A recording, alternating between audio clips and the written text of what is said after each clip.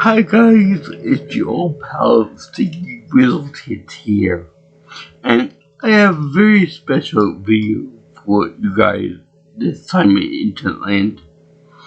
I will be talking about the next season of Dragon Ball Z, and as such, I figure it'd be fitting to start with the first episode of the second season. Now, being that this will be the second season going onward, I will not be covering, I will not be naming, in sequential order, even though this is the fourth episode in the entire show, chronological order, because it would be confusing later on when I get into the Frieza saga and so on and so forth, so just warning. But for right now, this is the first episode of the second season, and it will be called Held Captive. And to commemorate this romantic occasion, I will be with my Goku boots. Yeah, even though they're not really trademark Dragon Ball Z, it's still a feminine boot that is designed to be similar to the Goku boots that we all know and love. But being that I don't have the boots here, it still count, alright? It still count. And so this also marks the first episode of the show that I will be talking about after Sensei Toriyama passed away, which still kind of reverberates in my mind. But he still is awesome as a creator of Dragon Ball Z, or Dragon Ball GT, Dragon Ball Z, and so on and so forth, and Super.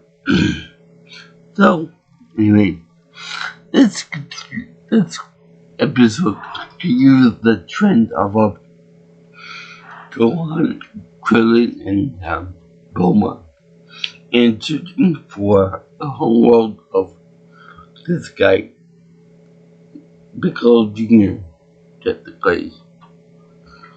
And first, we start out with we continue that little adventure on the teardrop-shaped ship, piloted by a bunch of children fleeing from the tyranny of a mysterious warrior and emperor and tyrant known as Frieza and his men. We also get some nice foreshadowing for the Frieza, as well as some depiction of some of his men, namely maybe it's Quick, one of the two. Anyway, the big purple monster. Now, one thing I noticed that with Toriyama's work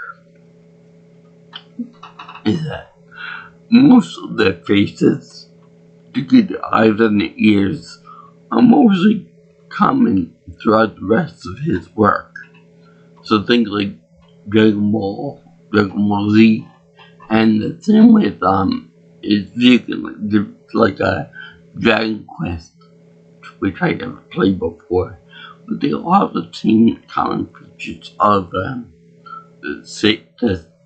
main characters from Dragon Ball Z in particular. Now, I can't say that so much for the women of the show, but yeah, it's pretty common. It's like it takes the face of somebody, then it swaps it onto a different body and changes the hair color, more or less. So, this episode follows when they have the Lost Boys writing for this character named Frieza and his men and they actually have Bulma and the others captured and surrounded, and they have Bulma in like a claw machine, the claw from Toy Story lore. Now it's funny because she's very looking for here, she's very sexualized even in this one, because even though Bulma is thick, they still show her like with her legs wide open. I mean, sure, it could be said that she's trapped in like this clothing and suspended, but still, she's very open about that.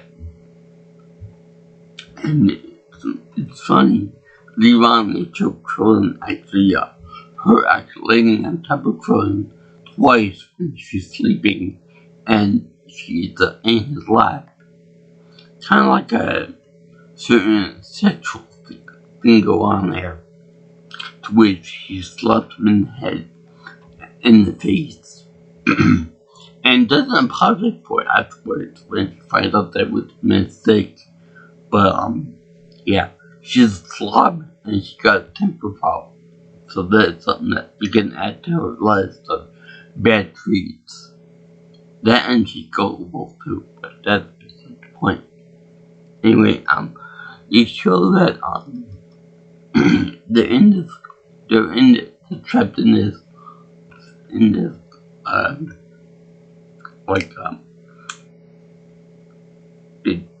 the society of a very human-like children group trying to flee from Frieza and his men. Now, one thing is that the ship is shown to have like a weird mirror membrane by which things can go into it, but but gas and other essential stuff doesn't fly out into space. And this is fine because they don't have it's like more of a liquid membrane by which stuff goes in and goes out. There's stuff come in, stuff don't go out. It's kind of weird. But what's even weirder is that when they run in the episode, when meteors hit this whatever you call it, this membrane, they show that the meteors in fact do have impact damage to this teardrop shaped thing. It might be the location of the strike, because the strike on from the meteors happened like almost at the top of the ship, and the Namekian ship goes right through the midsection of it, so it might maybe like a loading bay or something like that, the landing area for any craft that went aboard the ship. So I find that quite interesting. Also, there is a very weird Ten Commandment reference in this movie. And you might be wondering, how in hell does this science fiction thing like aliens and intergalactic empires and stuff like that have to do with a common religious movie that so that everyone's ready and stuff like that? I'll get to that in a second. But for right now, it's pretty funny. Only those that just recently seen the movie will understand what it is. So basically, these children are running from the intergalactic threat of Frieza and men and stuff, which does provide for a little bit of tension. And the kids think that Gohan, Krillin, and Bulma are part of it, are part of Frieza's posse. And the thing is that they aren't part of the posse because, with the exception of say Coom and Jason and Burger and stuff like that, they're not really humanoid. They're unmistakably alien. I'm sure I made a mistake by calling Burger a human, but for the most part, they're mostly alien in design or in origin. So, to say that these three obvious humans are part of the Frieza gang is wrong. Especially because the escapee is probably no first hand with what the Frieza forces look like. So anyway, Bulma is trapped in the little claw thing, and before anything bad happens, you see Krillin trying to talk to these guys, and when that's the mark, he shoots Gohan to power up to frighten them and make them drop their guns. Now, he tried this as an intimidation tactic to show that that we're big, strong guys and stuff like that. Don't mess with us. Let us go. Now, it's very, very intimidating. Don't get me wrong, because he's some way power up and stuff. Now, they do that, and they're like, oh, we're really powerful and stuff. But it's funny that when they do this, when a little girl, just like in the Ten Commandments, goes up and kicks Krillin in the chin, just like the Pharaoh's son Moses in the chin, which is funny because you expect for this big, powerful, intimidating guy to get a little respect around there, but no, they do with the intent of see that that if a child can do this, the big guy is no harm to anybody. So they showed that the little girl, the even younger child, a bunch of children, take this guy in the knee or the shin. He's so short that you really can't tell. So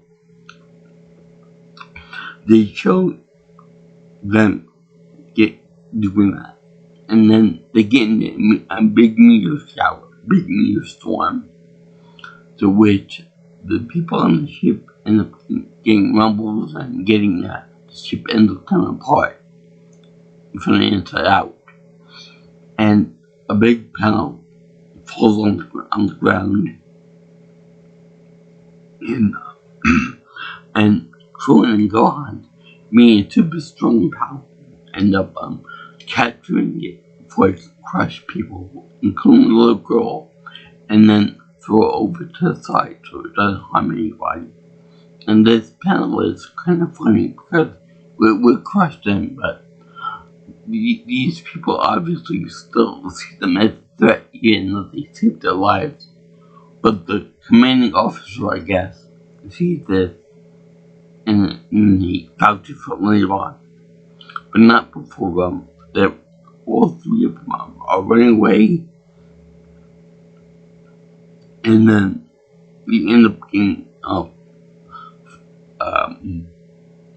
something like Troy Tottenham blows up. So then you see them all doing like fire hose damage to two boys. They end up putting out the fire, while Boomer heads to the cockpit of the balloon-shaped spacecraft and does some otherworldly stuff there. So then they end up showing the main group fighting this fire and successfully putting it out. and they show the command of the gun. These guys are really part of Freezer Force and part of this force that we're running away from. What would they be helping us out? Now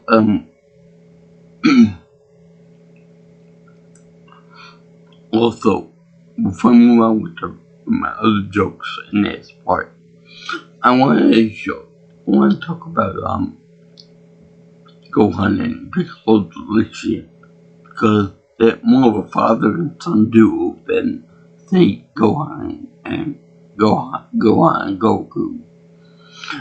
Because he teaches him all kinds of stuff. He protects him, and he also teaches him techniques. And he gives him food and stuff.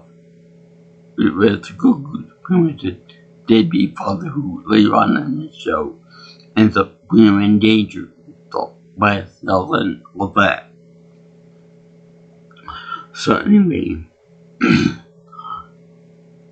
one of the techniques that Gohan gets taught by Piccolo, the incarnation of evil in the show, the reincarnation of the hatchling of pure evil in the show, ends up teaching the demon being, the Masenko this one.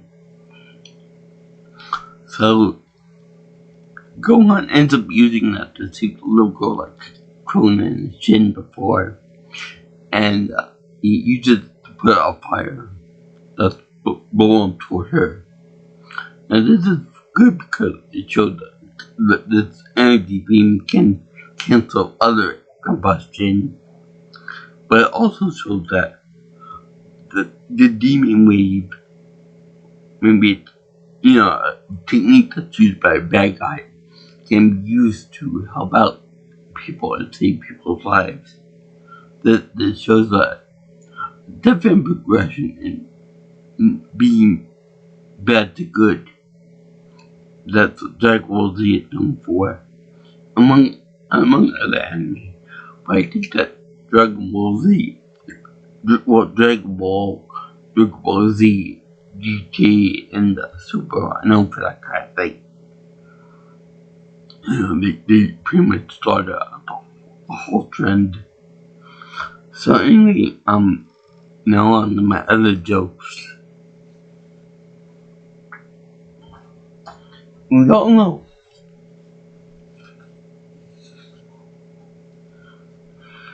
know that Goku here is the main hero for Dragon Ball, and Dragon Ball Z and the others too, along with the other characters like Gohan, Krillin, Yajirobe, and Vegeta later on, and so on and so forth. But he's number one, pretty much. Now, it's funny that we all know his main weaknesses. His tail, his insatiable hunger. He eats more than I do at the buffet. And we know his psychological fear of losing his family, friends, world, etc., universe, and whatever. But this episode in particular, shows his epic cowardliness at one very important weakness, which humanizes him, but also is just plain stupid. And that'd be the shared fear of medical needles, which I also share. I'm petrified of medical needles for obvious reasons that I'll get to in another video altogether. But to have him as an intergalactic warrior, an alien who's not afraid to die, who's not afraid to fight with monsters, aliens on a daily basis, pretty much, who has like a little high power level who's super strong gets reduced to a little whiny baby every time that even when a needle is introduced.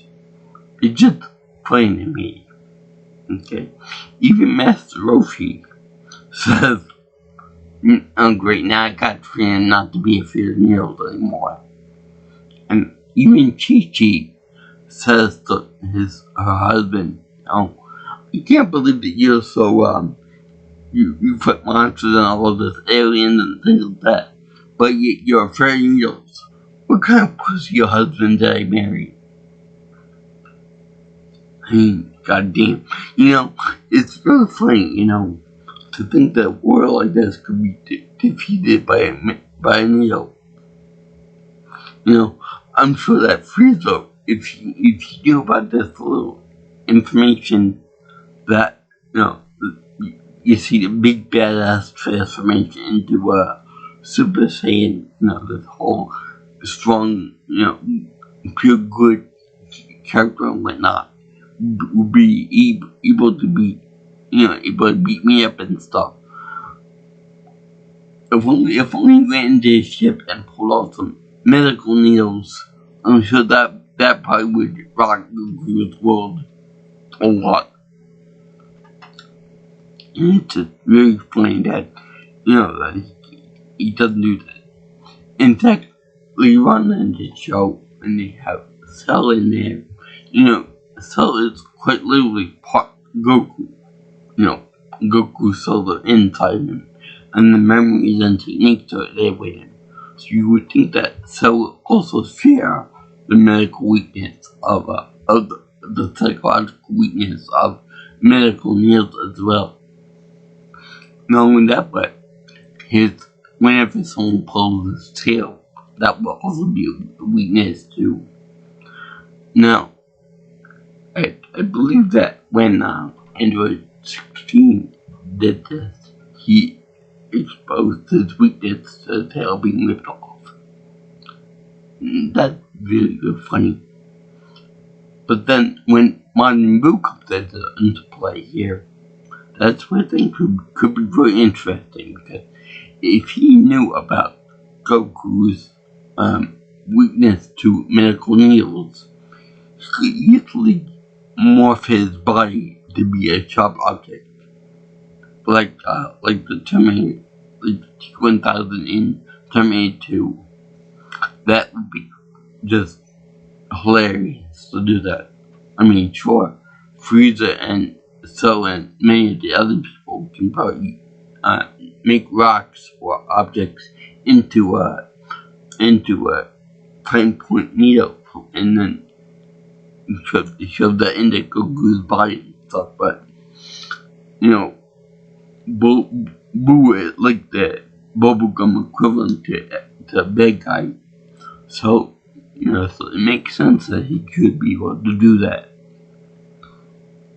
I just find that very funny that a big strong warrior like that would be cowardly about something common like needles, among other things.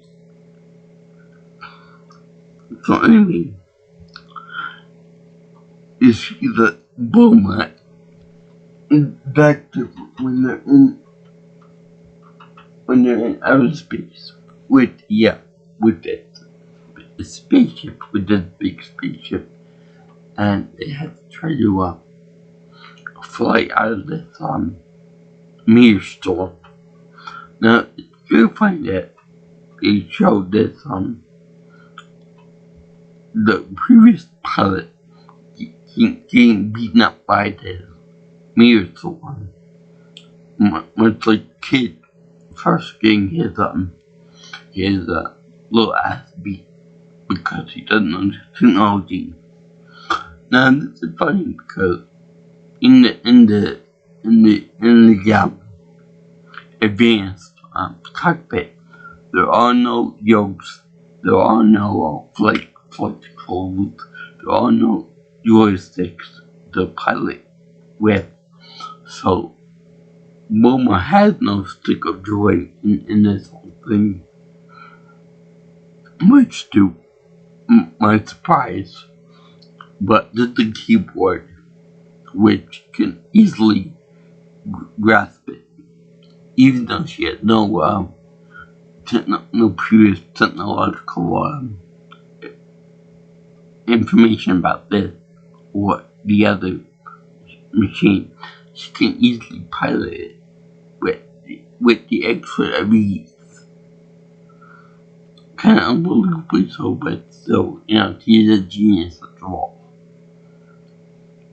To which, even though she gets this fix and stuff, she can fly like up down this right more so than your average pilot can.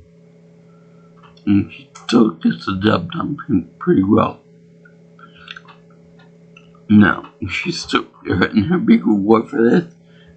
It's still the untrustworthy people shoving the guns in their faces.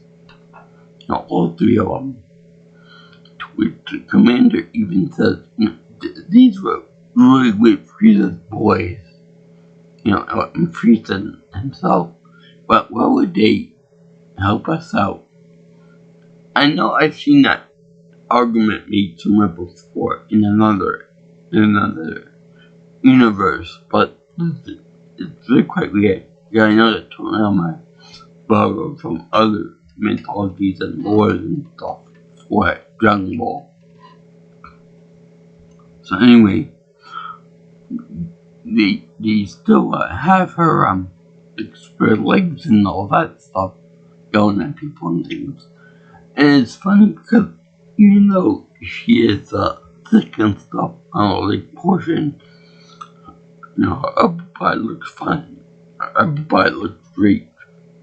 I'm not saying as a person like anime girl and stuff. I'm just saying that from an artistic perspective. But her lower half, it's kind of weird because it's kind of chunky in some parts, and other parts looks fine. And also, not only does she look like she's packing, but she's also looks like she got a diaper on with a load in her pants. So that makes for that what you will, but I don't know, that's something inconsistent. So anyway, he helps him out, and then we get the backstory from the commander about the way Frieza's men slaughtered women, the men, women, and children like animals, and he did that. Now, I think that he probably got that from I would have said they cut that from Star Wars, but that movie, the episode 2, I believe it was, or maybe 3, came out decades after this show came out, so really, the Star Wars bought from this show. Kind of funny, actually. But anyway, I digress. It shows that Frieza's men are ruthless, and they would kill all their parents, for forming a resistance, and that the planet was next in line to be Frieza's under Frieza's control, which then Frieza was gonna still anyway to hide it bitter. But when they choked the pilot guy, it gets brother of the main commander guy being almost killed by Quick, or Quick maybe, they show him getting shot across the cheek over here on this side, maybe this side, and it resembles what I think from Cruel's Revenge, when he just barely met when Frieza let the space pod go, which may or may not be a reference to when Darth Vader let the two droids, R2-D2 and C-3PO, escape from the grasp of the Empire during New Hope, episode 4, New Hope. So, so there.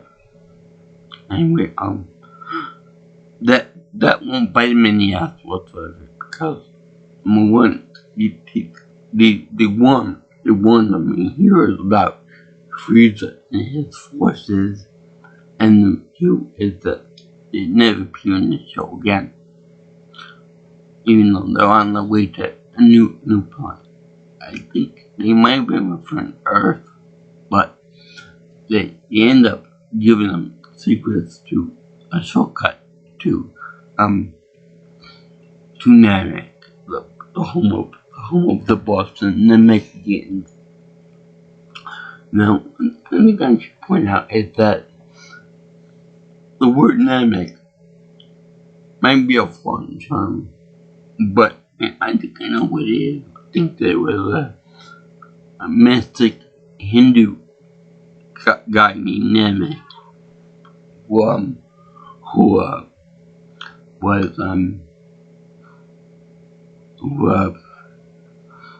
was important to Hinduism or Buddhism or something like that. So, meditation, something like that. So then they were, that's why he probably got the idea for naming the planet that. But then the people there say, before Troy and Bulma and Gohan take off for Namek using the shortcut, they actually say like, oh wait a minute, there's something we should tell you about this shortcut.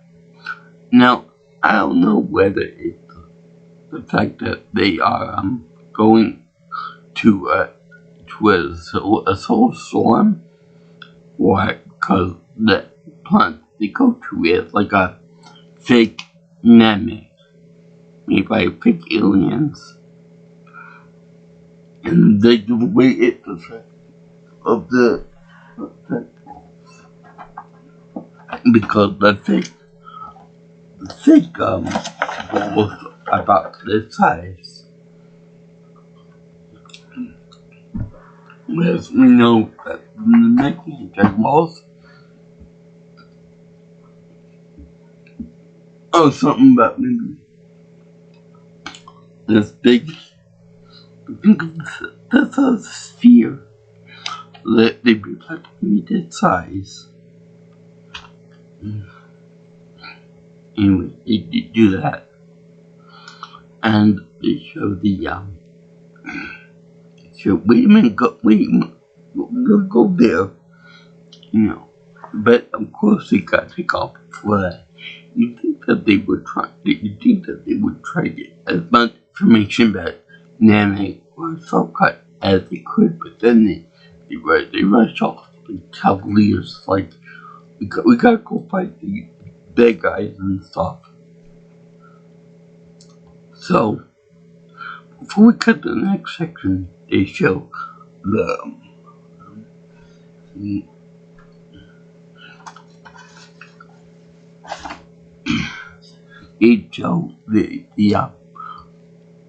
Namekian ship going into a storm, like a nebulous storm. Option 1 for the first of, hold on, wait a minute, gotta get this important information. And they must have kept on the animation for the solar ship thing, because during the disturbance, it bounces around like this. It bounces around like you would, like you did in the people, you did not find fossil parts in Planet 9 from outer space. Like just cheaply animated and stuff.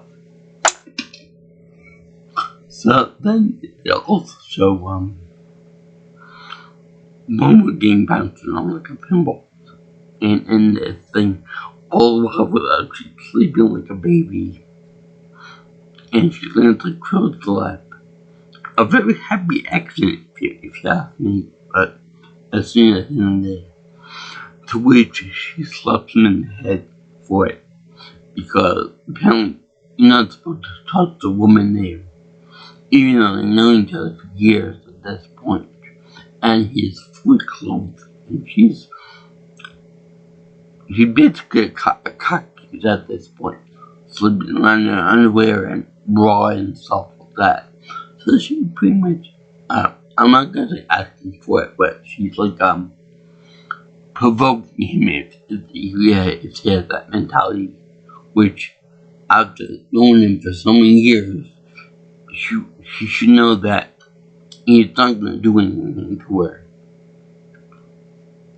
And second of all, if he did want to do anything to her, she should have realized that that he still had clothes on. So, and she would be able to detect anything happening to her body, like him touching her and other things too. She doesn't apologize to him for anything, and it's just kind of anger inducing because she's a slob, and she doesn't apologize for getting angry at that poor guy. Her protector and stuff like that. And even go on like, no, it's not what it looks like. You didn't do anything on purpose. And the graphics outside during the storm look kind of like the dead zone, which is one of these movies that I will be discussing shortly. Now, this movie pack has 5 movies in it. The Dead Zone, The World's Strongest, The Tree of Bite, Gold Slide, and Quick Revenge. One of these is a repeat that I would have, but yeah, I'll let you guys decide. You guys guess until which one I'm going to cover next. But, well, not next, but soon. But, anyway, they show do a quick dress change to be her Namekian dress. With the speech and everything. And then we cut to the next segment. And the next segment is kind of fun because you see, Vegeta crash landing in front of the hospital, the interclosed hospital, with a doctor there that looks like a pupilless pterodactyl with no wings on. He's got weird sand armor, which I think it's supposed to be the medical version of it, which is nice because they have a sand armor being used by non-combatants, which is nice. But I don't like the whole cape thing. They have the cape nestled underneath the shoulder and the back protected. So anyway, I think he's also another recurring character when Frieza ends up not dying by Goku's hand, and then being shown up later on, like can we build him in the main time. But anyway, they're like, why is he on life support? Why isn't he kidnapping? Why isn't he coming out now? Because he got his high mind ass beaten by a little chicken and his son and friend. This is a real fight because it shows that Vegeta can be trounced by humble Sam Boyer and Friendly Company, is probably a big hit. And, it's proper. Also, I would like to see I would like to see human pods in the same manner as the hospital. In like, you go in the water for like a day or so and you write as rain. I would like to use that for my own disease as well. But yeah, that would be nice. Also, I'm sure that Dog Vader will be able to use that nicely too, and get Skywalker. But may I also say that I like the design of the place of the hospital too, because not only do they have the same armor clad characters, which gets like the gold standard for armor and protection in this universe, but then you have the ultra relevant landing pads for the singing pods, which, now that I think of it, how would they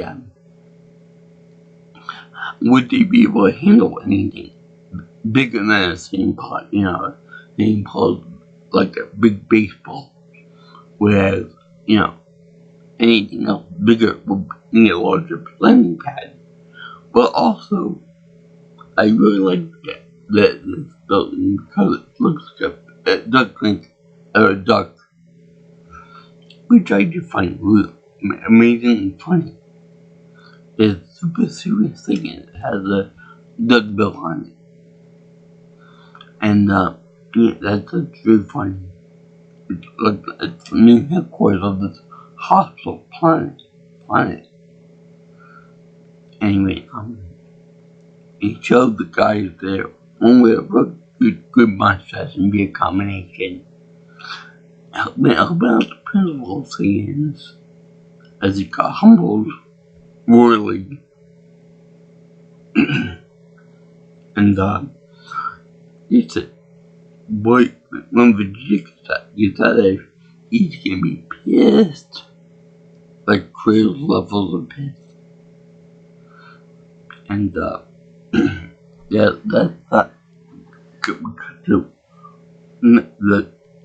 the sequel was that finding about the fake Namek. So yeah. So we continued in the next episode. But I really like this episode. Because of all the jokes, all the plot references, the Ten Commandment thing. And this vertical of Bulma, too. My Bulma. Which, by the way, I'm still looking for my version of Bulma. Anyway,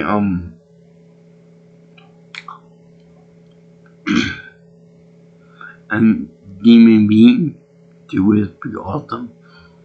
And as fun as, I find it interesting they use energy blast for fire suppression in this universe too. You think that it will make it more powerful, make the fire more deadly, but I guess not. I like Bulma's expertise in alien technology. And by the way, it's really quite funny that they had like a foreboding warning on the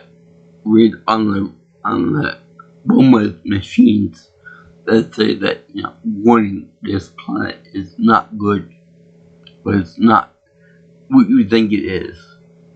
I can't remember what happened in the 4, in which it showed that the control power for the actual Halo device, for the ARC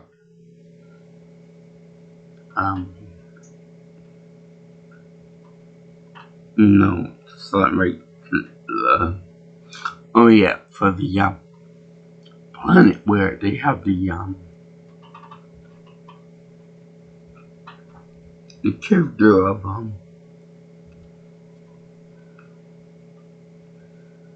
they crypt him.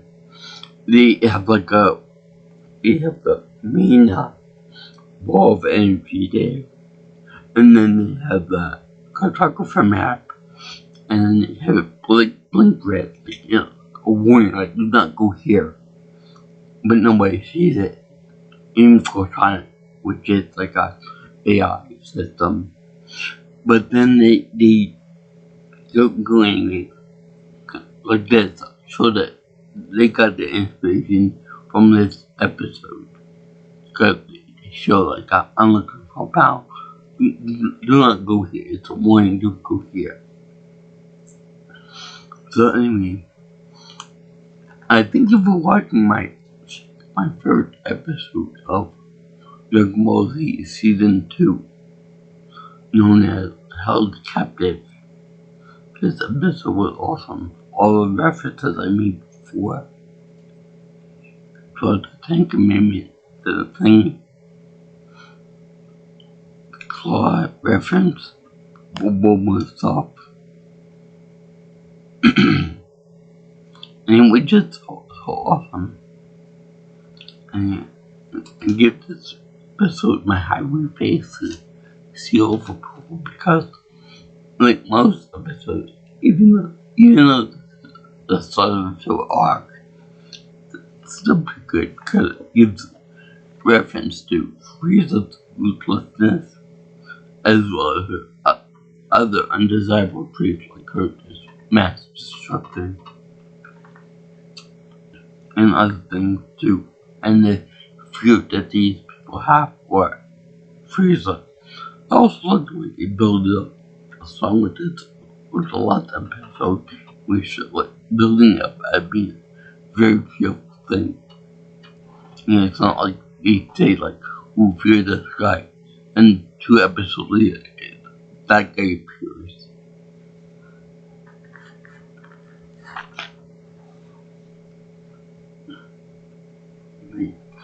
If you guys have any more future ideas for future videos, you can always contact me or text me at my number at 631-707-3707.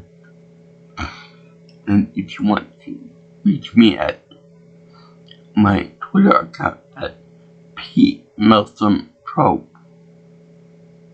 X if you prefer. Also, you can